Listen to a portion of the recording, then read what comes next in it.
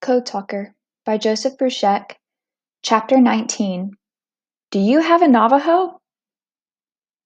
From Bougainville, the other code talkers and I went back to Hawaii. There were more changes in our code to make up, learn, and share. Words had to be added for new weapons, military terms, and situations of war. Armored, tracers, napalm, each had to have its equivalent in Navajo. Among those new words was one that we'd grown to know far too well. Abizi-ah. That means pick 'em off. It was our code word for sniper. Just saying it made me want to duck my head down, remembering my recent experience on Bougainville. Our Navajo secret code, that had begun with a vocabulary of only 265 words, was now almost twice that size. Code talkers were in such demand that recruiters were having a hard time finding enough qualified Navajos. Although many commanders had been hesitant at first about trusting Navajos with their most crucial messages, they've learned to depend on us. Situations in the field had shown our worth. For example, there was the time back on Bougainville when we Marines took a crucial enemy position quicker than anyone expected. Right after our first squad occupied that spot, shells began to hit all around us. Those shells were from our own artillery. This was back before that particular captain in charge was really confident about having an Indian on the radio. I was with them, but they had me carrying a rifle, not a radio. The radio man at the front was not a Navajo, but a white guy named McAdams. McAdams cranked up his set and radioed back, "We are Americans! Stop the artillery!" But those shells just kept on coming. They'd gotten so many phony messages sent by Japanese soldiers who spoke perfect English that they thought it was just an enemy trick. McAdams kept begging them to quit shooting at us, but the shells just kept whistling on. Finally, a message was sent back to McAdams from the artillery.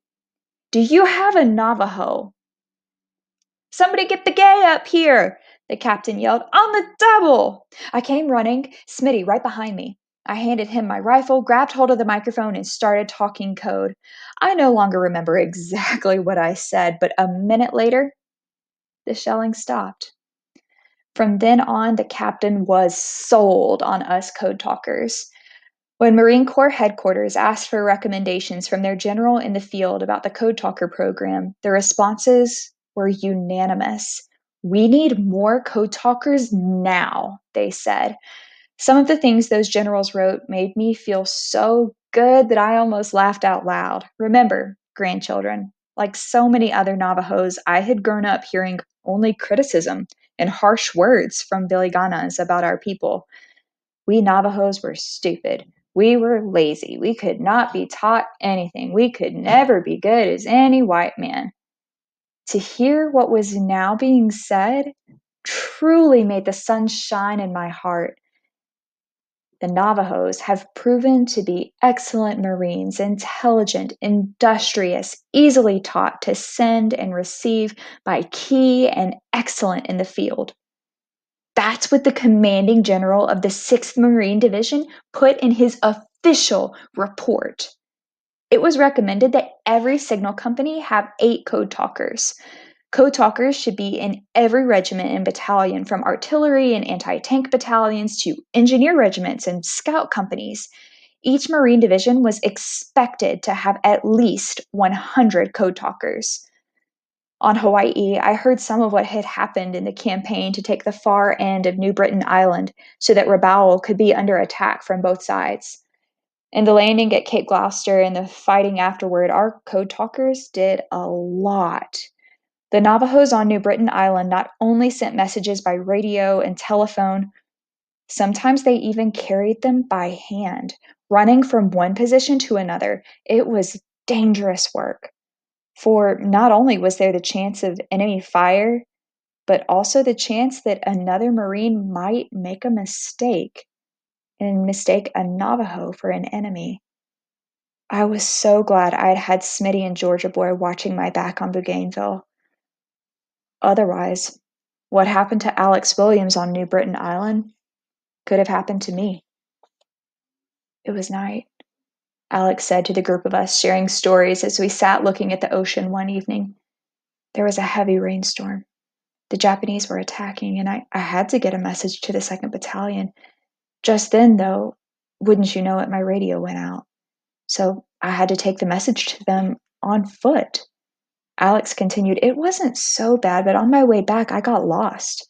I was crawling around in the dark trying to find my way when I ran into another Marine. He stared wide-eyed at my face.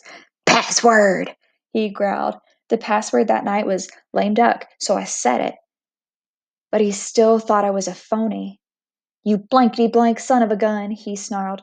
Then he hit me right in the back with a bayonet. Before it could sink in, I rolled headfirst into a foxhole.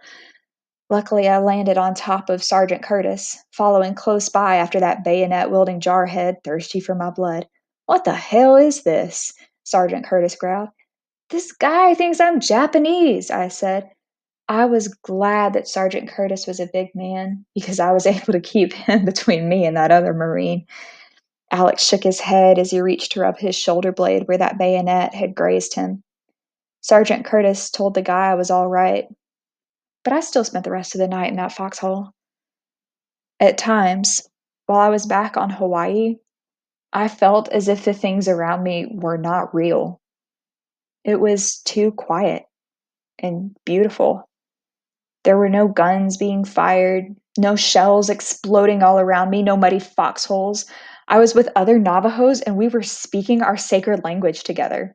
I should have been happy, but instead it made me feel ill at ease. I found myself wondering what was happening to Georgia Boy and Smitty. Because they were not Navajos, they had not been sent to Hawaii as I had been, but I no longer thought of them as Billy Gana strangers. They were friends and fellow Marines, and I wished they could have enjoyed some of the beauty and peace that was around me at Pearl.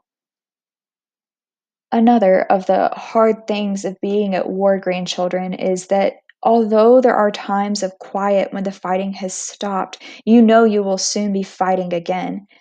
Those quiet times gives you the chance to think about what has happened. Some of it you would rather not think about as you remember the pain and the sorrow. You also have time to worry about what will happen when you go back into battle again. I'm sure that's why so many Marines drank heavily when they were in the midst of those quiet times. When they were drunk, they no longer could think of those things. Some of our Navajo code talkers joined in that heavy drinking.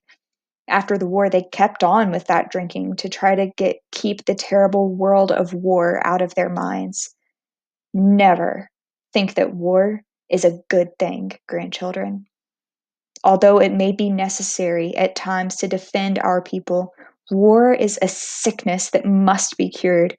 War is a time out of balance. When it is truly over, we must work to restore peace and sacred harmony once again. I was not one of those who tried to forget through drinking, although I was tempted. 1 or 2 beers, or sometimes just a cold bottle of Coca-Cola, was enough for me. What helped me through those times of uncertainty were thoughts of my home and family. It comforted me to know that my family was praying for me during those times. I felt close to them when I rose each morning and used corn pollen at dawn. And that way, even when I was sad and afraid, I kept it in mind that the holy people would not forget me. Being a Navajo and keeping to our Navajo way helped me survive not just the war, but all those times of quiet and anxious waiting that were not yet peace. That's the end of our chapter, but I have a quick note that I would like to talk about. During and immediately after World War II, many people didn't understand what post traumatic stress disorder was like. They expected soldiers and other people who returned from seeing the terrible things during World War II to return to normal as soon as they got back and it was all over. They called what they were experiencing battle fatigue or sometimes shell shock. We now know here in 2021 that post traumatic stress disorder not only affects soldiers who have survived war, but anybody who has survived car accidents, terrorist attacks, shootings, and abuse.